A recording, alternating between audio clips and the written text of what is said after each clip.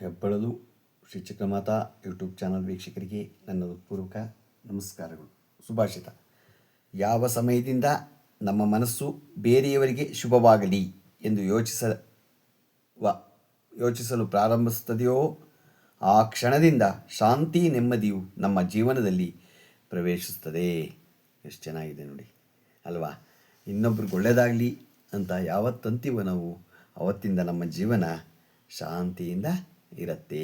ಇನ್ನೊಬ್ರಿಗೆ ಒಳ್ಳೆಯದಾಗಲಿ ಅಂತ ನಾವು ಬಯಸಬೇಕು. ಈಗ ದಿನಪಂಚಾಂಗಕ್ಕಿಂತ ಮುಂಚೆ ನಾವು ಕೋತಿಗಳ ಸಹಜ ಮರಣದ ಬಗ್ಗೆ ತಿಳ್ಕೊಳ್ಳೋಣ. ಕೋತಿಗಳ ಸಹಜ ಮರಣವನ್ನು ನೀವು ಯಾವಾಗಲಾದರೂ ನೋಡಿದ್ದೀರಾ? ಇಲ್ಲ. ಅವಳಿಗೆ ಒಂದು ವಾರ ಮುಂಚೆಯೇ ತನ್ನ ಮರಣ ಸಮೀಪಿಸಿದೆ ಎಂದು ತಿಳಿದು ಬಿಡುತ್ತಂತೆ. ಹೀಗೆ ತಿಳಿದ ನಂತರ ಯಾವ ಕಣ್ಣೀರು ಬೀಳದಂತೆ ಸಂಚಾರವಿಲ್ಲದ ಸ್ಥಳಕ್ಕೆ ಹೋಗಿ ಯಾವುದೇ ಆಹಾರವನ್ನು ಸ್ವೀಕರಿಸದೆ ತಮಗೆ ಬೇಕಾದಷ್ಟು ಗುಂಡಿ ತಾವೇ ತೋಡಿ ಅದರಲ್ಲಿ ಮಲಗಿ ಪ್ರಾಣ ತ್ಯಜಿಸುತ್ತದೆಯಂತೆ. ಅವು ಸತ್ತ ನಂತರ ಭೂಮಿ ತಾನೇ ಮಣ್ಣಿನಿಂದ ಮುಚ್ಚಿಕೊಳ್ಳುತ್ತದೆ ಎನ್ನಲಾಗುತ್ತದೆ.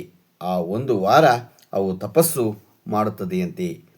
ಯಾರಾದರೂ ಹೆಚ್ಚು ಅಲೆಯುತ್ತಾ ಒಂದು ಜಾಗದಲ್ಲಿ ಕುಳಿತುಕೊಳ್ಳದೇ ಇದ್ದರೆ ಕೋತಿಯಂತೆ ಗುದ್ದಾಡುತ್ತಾನೆ ಎಂದು ನಾವು ಹೇಳುತ್ತೇವೆ. ಅಂತಹ ಕೋತಿಗಳು ಒಂದು ವಾರ ಒಂದೇ ಜಾಗದಲ್ಲಿ ಚಲನೆ ಇಲ್ಲದೆ ಇರುತ್ತದೆ ಎನ್ನುವುದೇ ಆಶ್ಚರ್ಯಕರವಾಗಿದೆ. ಇದು ನಿಜವೇ ಅಥವಾ ಅಲ್ಲವೇ ಎಂದು ಯೋಚಿಸಿದರೆ ಇದು ಆಂಜನೇಯ ಅವರು ಶ್ರೀರಾಮ ಅವರ ಬಳಿಯ ಬೇಡಿ ಪಡೆದ ವರವೆಂದು ಹೇಳಲಾಗುತ್ತದೆ. ಮರಣವನ್ನು ಮುಂಚಿತವಾಗಿ ತಿಳಿದು ಯಾರಿಗೂ ತೊಂದರೆ ಕೊಡದೆ ಭೂಮಿಯಲ್ಲಿನ ಜೀವಿಗಳಿಗೆ ಆಹಾರವಾಗಬೇಕು, ತನ್ನ ದೇಹ ಯಾರ ಕಣ್ಣಿಗೂ ಕಾಣಬಾರದು ಎಂದು ಆ ಹನುಮನು ವರ ಕೇಳಿದನು ಎಂದು ನಂಬಿಕೆ ಇದೆ. ಅದಕ್ಕಾಗಿ ಒಂದು ಕೋತಿ ಅಪಘಾತದಲ್ಲಿ ಸತ್ತರೂ ಇತರ ಕೋತಿಗಳು ಸೇರಿ ಅದನ್ನು ಮಣ್ಣಿನಲ್ಲಿರುವ ಸ್ಥಳಕ್ಕೆ ತೆಗೆದುಕೊಂಡು ಹೋಗಿ ದೇಹ ಸಂಪೂರ್ಣವಾಗಿ ಮಣ್ಣಿನಿಂದ ಮುಚ್ಚುವವರೆಗೆ ಅಲ್ಲಿಂದ ಅವರು ಕದಲಲ್ಲ, ಗೊತ್ತಾಯ್ತಾ ಎನ್ನಲಾಗುತ್ತದೆ. ಅದರ ಕಾರಣದಿಂದಲೇ ಕೋತಿಗಳು ಇಷ್ಟವಾದ ಬಾಳೆಹಣ್ಣುಗಳನ್ನು ನೀಡಬೇಕು ಎಂದು ಹೇಳುತ್ತವೆ. ಹಾಗೆಯೇ ನೀವು ರಾಮಾಯಣ ಪಠಿಸುತ್ತಿದ್ದರೆ ಅಥವಾ ಎಲ್ಲಾದರೂ ರಾಮಾಯಣ ಪಾರಾಯಣ ನಡೆಯುತ್ತಿದ್ದರೂ ಅಲ್ಲಿ ಕೋತಿ ಕಾಣಿಸಿಕೊಳ್ಳುತ್ತದೆ ಎಂದು ಮಾತು ಕೂಡ ಕೇಳಿದ್ದೇವೆ. ಅದಕ್ಕೆ ಕಾರಣ ಹನುಮನಿಗಿಂತ ದೊಡ್ಡ ಭಕ್ತನು ಯಾರೂ ಇಲ್ಲ ಎಂದು ಹೇಳುತ್ತದೆ ಅಲ್ವಾ? ಆಂಜನೇಯನಿಗಿನ್ನ ರಾಮನಿಗೆ ಭಕ್ತರು ಯಾರಿದ್ದಾರೆ? ಯಾರೂ ಇಲ್ಲ.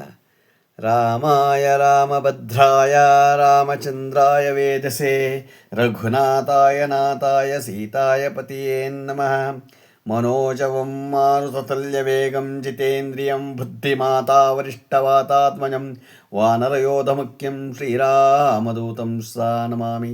ನಾವು ಯಾವಾಗಲೂ ಆ ಒಂದು ನೋಡಿ, ಕೋತಿಗಳಿಗೆ ಮೊದಲೇ ಗೊತ್ತಿರುತ್ತಂತೆ ನಾನು ಸಾಯೋದು ಅದಕ್ಕೆ ಮುಂಚೆನೇ ಯಾವೊಂದು ವಾರ ಮುಂಚೆನೇ ಗೊತ್ತಿರುತ್ತೆ. ಶ್ರೀರಾಮನ ಭಕ್ತ ಅವನು, ಗೊತ್ತಾಯ್ತಾ? ಶ್ರೀರಾಮನ ಭಕ್ತ.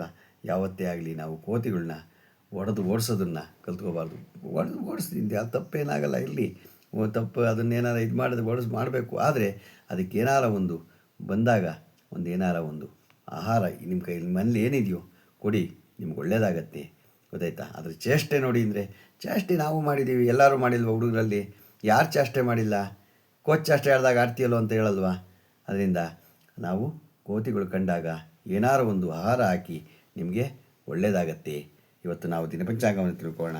ದಿನಾಂಕ 11/3/2026 ಬುಧವಾರ, ಶ್ರೀ ವಿಶ್ವಾವಸು ನಾಮ ಸಂವತ್ಸರ, ಉತ್ತರಾಯಣ, ಶಿಶಿರ ಋತು, ಮಹಗ್ಗಮ, ಫಾಲ್ಗುಣ ಮಾಸ, ಕೃಷ್ಣ ಪಕ್ಷ, ತಿಥಿ ಅಷ್ಟಮಿ, ರಾತ್ರಿ 2:09, ನಕ್ಷತ್ರ ಜ್ಯೇಷ್ಠ, ರಾತ್ರಿ 8:16, ಮಳೆ ಪೂರ್ವಭಾದ್ರ 3ನೇ ಪಾದ, ರಾಹುಕಾಲ 12:34 2:04, ಗುಳಿಕ ಕಾಲ 11:04 12:34, ಯಮಗಂಡ ಕಾಲ 8:04 9:34. ಇವತ್ತು ಯಾರು ಹುಟ್ಟುಹಬ್ಬ ಆಚರಣೆ ಮಾಡ್ಕೊತಿದ್ರು, ಮದುವೆಯಾದ ದಂಪತಿಗಳು ವಾರ್ಷಿಕೋತ್ಸವ ಆಚರಣೆ ಮಾಡ್ಕೊತಿರೋರಿಗೆ ನಮ್ಮ ಹೆಬ್ಬಳಲು ಶ್ರೀ ಚಕ್ರಮಾತಾ ಯೂಟ್ಯೂಬ್ ಚಾನಲ್ ಕಡೆಯಿಂದ ಶುಭಕಾಮನೆಗಳನ್ನು ತಿಳಿಸ್ತೀವಿ.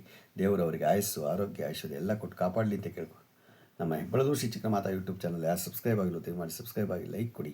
ಇದು ನಿಮ್ಮದೇ ಚಾನಲ್ ಆಗಿರೋದ್ರಿಂದ ನಮ್ಮ ಲಿಂಕನ್ನು ಬೇರೆ ಫಾರ್ವರ್ಡ್ ಮಾಡಿ. ನಮಸ್ಕಾರಗಳು.